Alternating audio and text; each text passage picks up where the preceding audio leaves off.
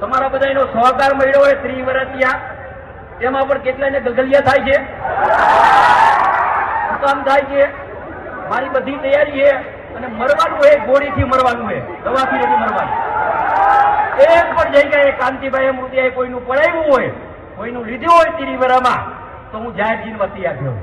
પણ આ સમાજની જે પ્રગતિ છે ધંધાની, એ પ્રગતિને ટકાવવા માટે મારે 2-3 વાત કરવી છે. પણ ભાઈ શું વાત કરવી?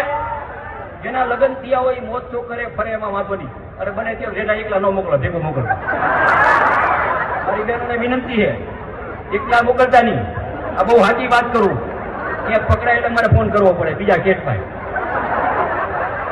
ક્યાં છેડા અડાડવા પડે. બીજું મારી એક નમ્ર વિનંતી છે કે આપણી દીકરી કે દીકરો ગ્રેજ્યુએટ હોય, ગ્રેજ્યુએટ હોય એટલે 10 વાગ્યા પછી ફોન એને નીચે લઈ લેવાનો, રૂમમાં ફોન નહીં આપવાનો.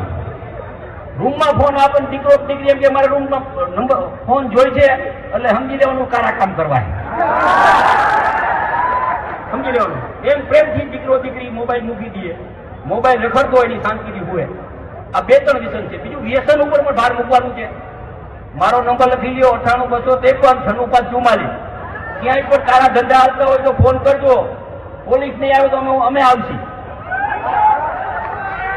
અમારી તૈયારી છે. અમે જાહેર જીવનમાં ભજન ગાવા નથી આવ્યા, લડવા આવ્યા છે. તમામ સમાજને હું અહીંથી આહવાન કરું કે તમામ સમાજને ચેતવાની જરૂર છે. ઘણી વાર આપણે જોઈ છીએ કે આપણી દીકરીએ પ્રેમ લગ્ન કરી નાખ્યો હોય, ગમે સમાજની, કે જે લુખો હોય છે, કામના પૈસા પડાવે, સીન છપાટા કરે, સારા કપડા પહેરે, કોઈની ગાડી ઉધાર લઈ લઈએ એટલે આપણી દીકરી મોહમાં આવી જાય. અને ઓલો મજૂરી કરતો હોય, સવારના 7 વાગ્યાથી રાતના 8 વાગ્યા સુધી મજૂરી કરતો હોય, એનું હુકમ નથી થતું.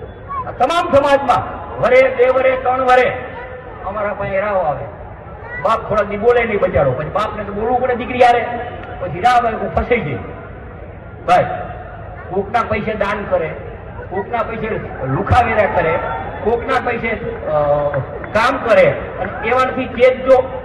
અને કાંઈ પણ હોય, તમારા પ્રતિનિધિ તરીકે હું કહું છું, કાંઈ પણ તકલીફ હોય, ગમે ત્યારે મારો વાક હોય ને તો મારો જવાબ ફરી નાખજો.